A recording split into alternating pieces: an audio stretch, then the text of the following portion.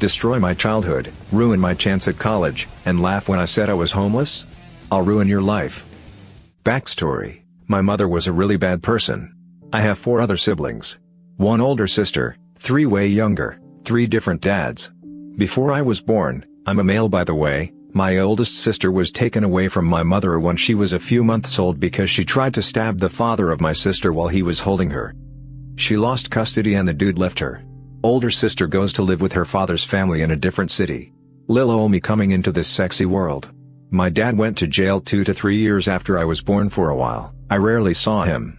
He's an alcoholic if that matters. She was a single mother but she made it work and she worked hard. One of the bigger problems was that she took out all her aggression and hatred of my father on me as well as work stress and etc. She dealt with sexual abuse growing up which I'm sure definitely affected her relationships and how she treated me as well. Anyways. Cue me being abused from the age of 4 to 5 to about 17. Every day was hell. She was extremely strict and her perspective was warped. She was also pretty big in stature and had a lot of strength. Examples of her being evil. I've gotten beaten up badly once because her room was dirty. The dishes weren't washed and I got beaten soon as I got home, even if there weren't dishes when I left to school. If I walked too loud, I'd get my butt beat. She broke my nose for looking at her the wrong way on my 10th birthday when she brought me a cake I was allergic to. It had peanuts. She knows I'm slightly allergic but feigned ignorance. It was more or less every day or every other day. She used her fists, elbows, extension cords, hangers, chairs, canes, bats, etc. Whatever she could find I was getting beaten with. I couldn't ever escape to my room for long because she would always call me every few minutes to get her things or to yell at me. She never drank or did drugs or anything. Whenever she was upset and I happened to be in front of her, she'd kick me down the stairs to make me hurry up. She's put a knife to my neck before and had to be forcibly stopped by her boyfriend of the time. She burned my Christmas presents from other people. She didn't get me anything that year, and just other really bad things. The only thing I will say, she tried really hard to make up for it with video games and electronics and etc. It didn't make a difference to me though, it never helped. She controlled most aspects of my life. I got by with little petty revenges. Peeing in the Lipton iced tea she drank. Rubbing her forks and spoons between my butt cheeks before I served her dinner. Ignoring her screams for help when she had kidney stones. How the hell am I supposed to help anyways? But by the time I got to high school I turned to alcohol. I resented her and the negative atmosphere affected who I was as a person. I started to be cold and uncaring. Calculated. She started kicking me out every few months, telling me to find somewhere else to live by age 15. She sent me away to a different country for a year and tried to keep my passport, but I made it back to the US with the help of the embassy and my stepfather. She'd already left by that time and found some other dude. I came back senior year with no credits for the prior grade, which ended with me getting a GED. I spent most of the time I could with my best friend and started working bad jobs. I was terrible at saving as I had accumulated loads of bad habits while growing up, so it didn't make much difference. She eventually told me that if I went to college, I would always have a place to live until I finished. Cue my first 2 semesters at a 2-year college, I maintained a 3.7-ish GPA. My teachers loved me and it was my escape. Towards the end of my second semester during finals, I came home late one night around 10 p.m. and my mother yanks the door open screaming in my face asking when I'll move out. I'm slightly drunk and decide to completely ignore her and walk to my room. If I opened my mouth, that day would be the day I blew up and cursed her out. I've rarely ever raised my voice at her because it never ended well. Now at this point I'm 19 and I've been doing school full time with no savings. I'm also fairly fit and could easily take my mom at this point, never laid a hand on her or any woman. I hate violence. I get to my room, she rips my door open, and starts yelling. I say nothing and stare at her. She walks away and called the police on me saying she thought I'd murder her and my younger siblings. I don't know where the hell she got that idea from, as she's the one who's nearly killed me many times. I packed everything into a duffel bag and left 5 minutes afterwards. I failed all of my finals because I couldn't make it to my school. Things kinda spiraled and the next 2 to 3 years were me on and off homeless. I survived the best I could in a big city with no college degree and made a lot of bad choices due to my bad habits. Eventually I found a profitable hobby that gave me meaning, and through that, I started to work my way up. Got my own apartment, had a full-time job, and did my hobby on the side.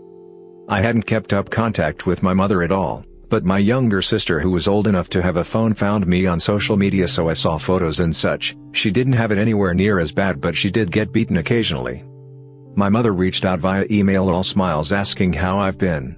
Now guys, I've always been envious of the relationship most people have with their moms, so I gave her a chance and gave her a call.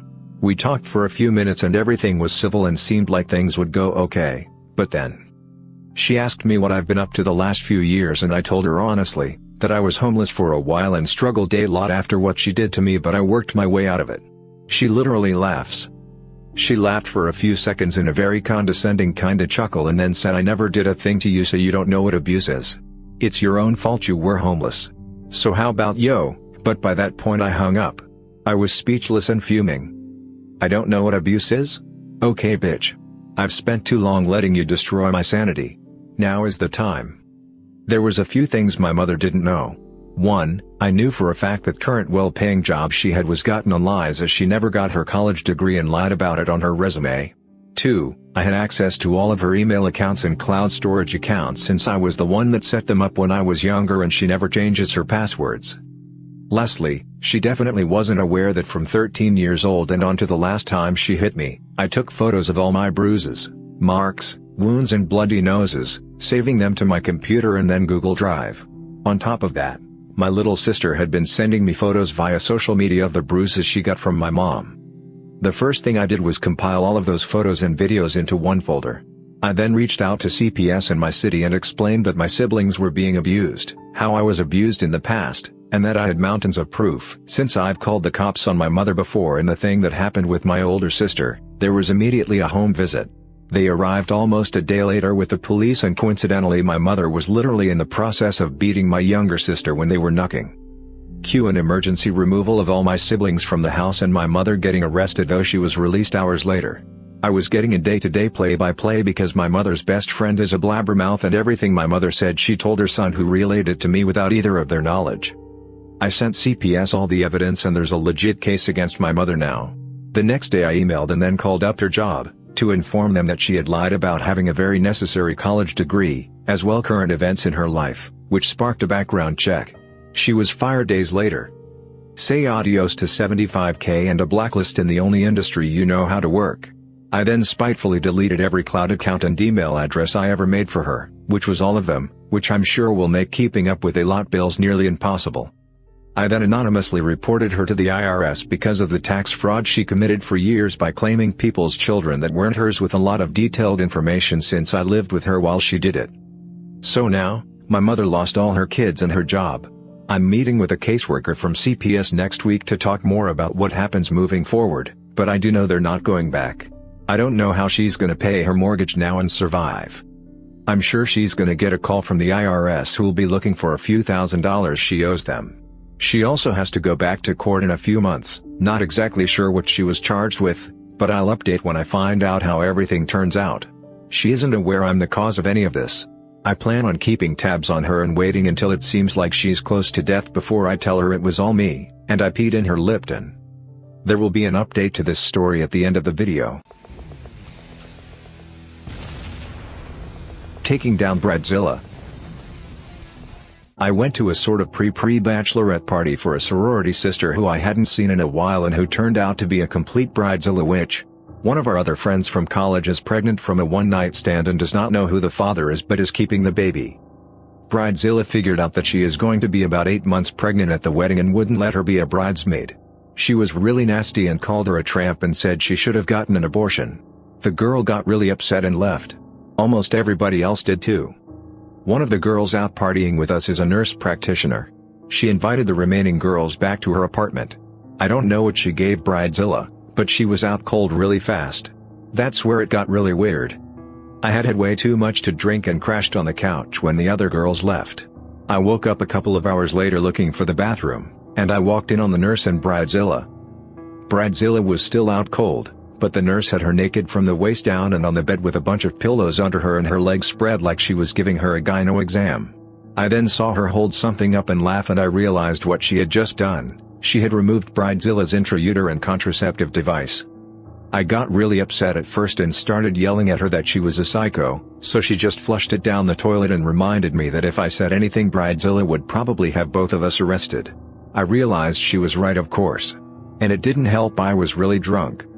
When she saw I was backing down, she laughed and explained that her IUD was the copper kind with no hormones to stay behind in her body to prevent ovulating, and that with any luck Bridezilla would be showing a baby bump by her wedding day.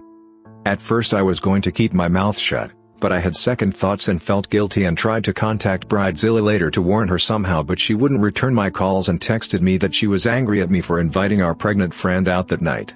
She texted some really nasty things about her. So I decided Bridezilla really deserved what was coming to her. But I didn't want to bring an unwanted baby into the world. I spread a rumor that she had gotten really drunk that night and told us she was getting her IUD removed because she wanted to make sure her fiancé was on the hook with a baby, just in case he got cold feet before the wedding. Word got back to him, and he insisted on checking for her strings himself and then dragging her to the walk-in clinic when he couldn't feel them. By the end of her exam the wedding was off. Word is she just got a D&C. So not only did we get revenge on her for being a total witch, we also saved a nice guy from a bad marriage. I screwed his brains out last weekend. He deserved it, and so did she. I emailed the racist Napster troll a map to his home. This was back when Napster was the main source of MP3s. Those born before 1990 are probably familiar with it. For those who aren't, you would actually download files directly from another user, important later in the story, and there was a chat feature that would let you message the people you're downloading from. Right away this particular user who told me that he was in the Czech Republic starts bashing my county, Canada, and spewing out vile racist trads.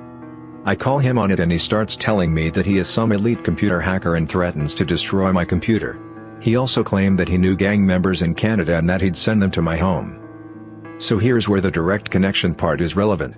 There's a DOS prompt command, again those born before 1990 are probably familiar with DOS, called netstat, and it shows you all of the IP addresses of computers you're connected to. So I was able to find from his IP address that he was using a computer network in a particular university in the Czech Republic. With this info I googled his Napster username at that university and would you believe it? His actual physical address with a map and his university email address came up on an online university student profile. I guess he used the same username for his university email and his Napster account. So of course I emailed him the map to his house, or dorm, from a burner email and told him over the Napster chat client to check his email. That was the last racist rant I received. Guy quit his job thinking he became rich. I work for a construction company and we do remodeling on homes. We have a rule here that we get to keep anything we find hidden behind the walls. We hired this guy, we really needed a worker badly, who was a total a-hole from day one. I've been working for this company for 5 years and this guy has only been doing construction for 1 year after he got fired from his accounting job for getting a DUI. Anyways, he would always make fun of my clothes and my accent, and one day he went too far by telling my boss about my private Instagram account pics. He got on my phone and looked through my Instagram page and showed my boss pictures of me smoking weed. Little did he know that my boss is my friend from 8 years when we used to smoke together before we both quit. I was so mad that he violated my privacy that I made a plan to F him over. He was the kind of guy who would always come in late and complain that trains or traffic is why he was always late. One day I overheard him saying that if he won the lottery he would quit this job for not getting the respect he deserves. You have to earn your respect here. One day I bought some fake gold coins online and I put them in a metal box I found at the antique store and waited for a chance to hide it in a wall. Luckily I did not have to wait long. The day he found the coins it seemed like it was his best day ever. First thing he did when he opened the box. He called my boss a loser, and he quit immediately on the spot. He said, "F this place. I'm rich." Little did he know that was the best day of my life. After he quit my boss told us that he was going to fire him anyways for always showing up late. I wish I could see the look on his face when he finds out the gold coins are fake. Best $40 I spent in my life. Cheat on me, no problem, I left your sister then. So this happened a bit over 3 years ago. My then girlfriend and me decided to move in together and bought a house. The next step was having kids, since we were already together for quite some time and were stable both in financial aspect and job aspect. And of course because we loved each other immensely. She got pregnant quite fast and we couldn't be happier at first. Then I decided, since we have our own house, a little kid on the way and no problems apart from the occasional argument in every relationship, that it would be a good idea to ask her to marry me. Can't ask without a ring, of course, so I asked at my work for extra shifts and a couple of extra weekend shifts since those pay better. The drawback on this was that I was absent from home a lot more and that frustrated her. I couldn't tell her the reason why since I wanted to surprise her. Over the course of a couple of weeks, we started to get in more and more fights, verbally, since I would never hit a woman, of course. She grew more and more distant while I was still working my butt off to buy a nice engagement ring. That's when I started to get a gut feeling something was wrong. This grew even more when she put a password on her phone out of the blue and wouldn't share it with me. I ignore my gut since I trusted her with my life and it was her phone. She can do with it what she wants. My gut feeling never really disappeared and I soon learned why. Not lying, after she left her phone open while she went off to take a bath. Then she received a message from a co-worker of hers that was quite explicit. I started scrolling up and I found nudes, sexual messages, date meetings and the works. My world shattered. Now every normal guy probably would have confronted her instantly. Not me, since I was in shock and disbelief, especially since she was pregnant with my child. Once it sank in for a bit, I decided that I wanted revenge. Most people that desire revenge in these situations don't really care with whom they take revenge. I, however, cared. Her younger sister stayed quite often for a sleepover at our place to help in the household when I was working, and she was tired due to her pregnancy. Since I knew her sister for as long as I've known my girlfriend, I knew what buttons to press to calmly seduce her. This worked quite well and I made sure to not be too abrupt, but a bit at a time, so it wouldn't seem so weird. I made quite some good progress with her and faster than I expected as well. A couple of weeks after I started doing this, my girlfriend's sister stayed for another sleepover. And this was my chance, since I was also at home, albeit a bit later, but they were both still awake. Then I heard the magic words from my girlfriend that she was going to bed and sleep. Her sister and I decided to stay up for a bit longer and finish watching a movie. A bit later, when I was sure she was sleeping, I crawled a bit closer to her sister and started to flirt more and more with her. She responded in kind. This was where I thought it's now or never. I started caressing her and she let me go on even more. Then I finally undressed her and we had intercourse while her sister and my girlfriend was sleeping upstairs. At first I felt a bit guilty and wanted to confess everything, but her sister and my rage against her convinced me otherwise. A couple of months later she came clean with what she had done to me, and I also revealed a part of the truth and that I already knew what she had done. I didn't tell her it was her sister I slept with, since her sister wanted to play the part of the good and kind little sister. She still plays this part to this day. And to top it all off, I decided to show her the ring I bought to ask her to marry me with. Needless to say, I didn't want to marry her anymore and ended up returning the ring to the jeweler. The fact that I could do something like this out of sheer revenge shattered her, and now she knows the same pain I felt when she cheated on me. Also, that sisterly bond is also torn because of this. She doesn't know the exact reason why, but we do. I know that I'm an a-hole for doing this with her sister, but her sister isn't free of guilt either. She was as guilty as I am. There are times I regret what I've done, but that passes quite fast. Contact with her sister is sometimes quite awkward as well, since we both still remember what we did, and weirdly enough, there are still times when there's a sexual tension around us.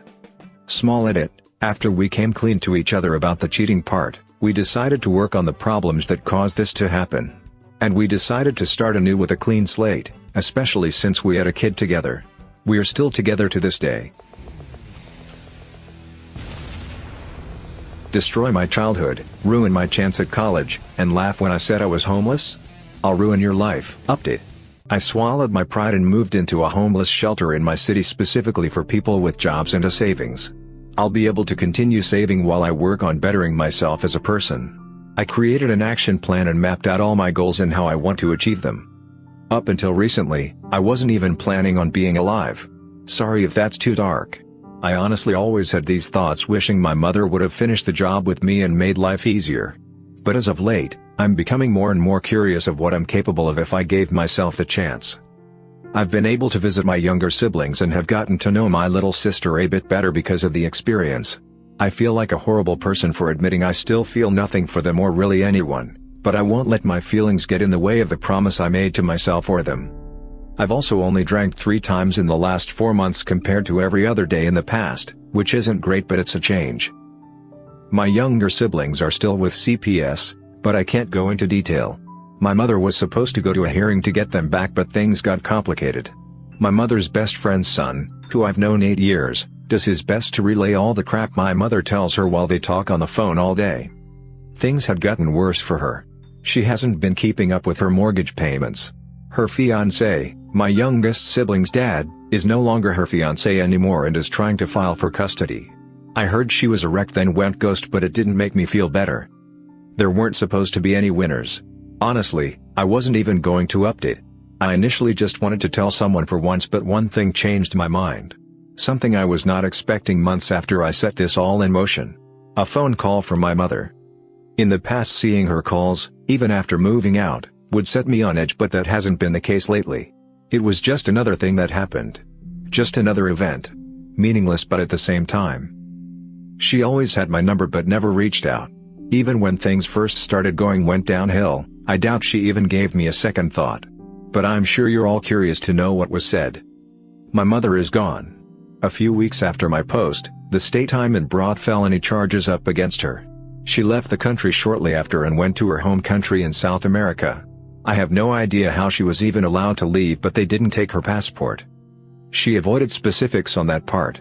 She mentioned staying with a family friend temporarily and tried to frame it as a short vacation.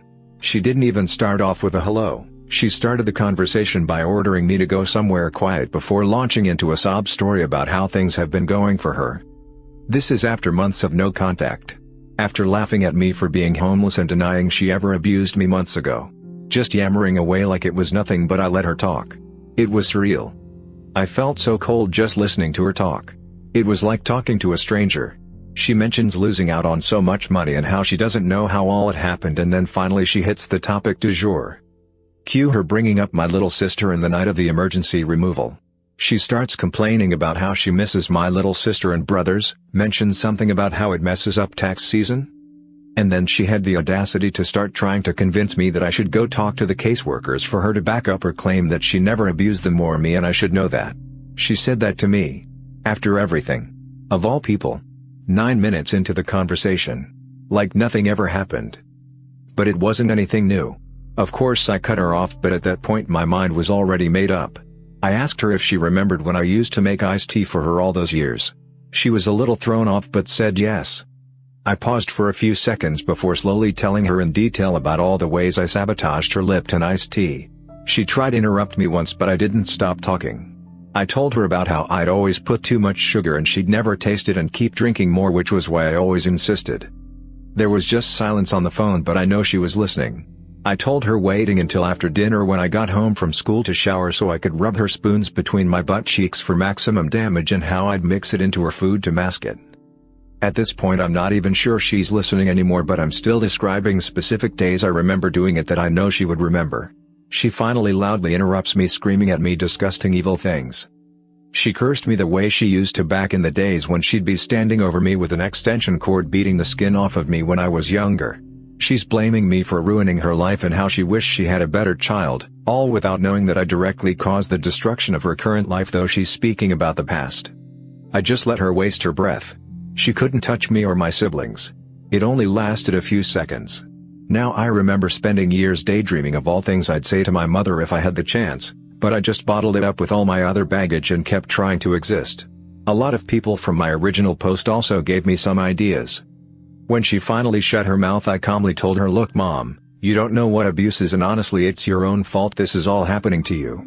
Also, my bad for pissing in your iced tea." Then I just hung up the phone and blocked her number. That was the last day I drank. I haven't talked to her since. I'm not sure she's aware, or maybe she is, how bad of an idea it was to leave the country with all this going down, even if it was for a few weeks. At this point I'm done with her. I don't want an apology. I just want to move forward and be a better person. I know that's hard to believe after everything I just told you, but it's the truth. I try my best to put as much positivity into the world and share it with the people around me as much as possible. But F her. I don't know if she knows it was me, but I didn't tell her. I'm sure she can guess though if she really tried. Anyways, that's my revenge. It's still actively messing her life up, but I'm not taking any active part in it. I wish it wasn't like this. I wish I had a real family that loved me and I knew how to love back the right way. I wish I had a real relationship with my mother and none of those things happened. I wish I could have turned out like one of the happy people in the world, but I can spend all day wishing. Sorry for the super long post. This is my last update. Wish me luck next year. Find a related confession in the video linked in the description.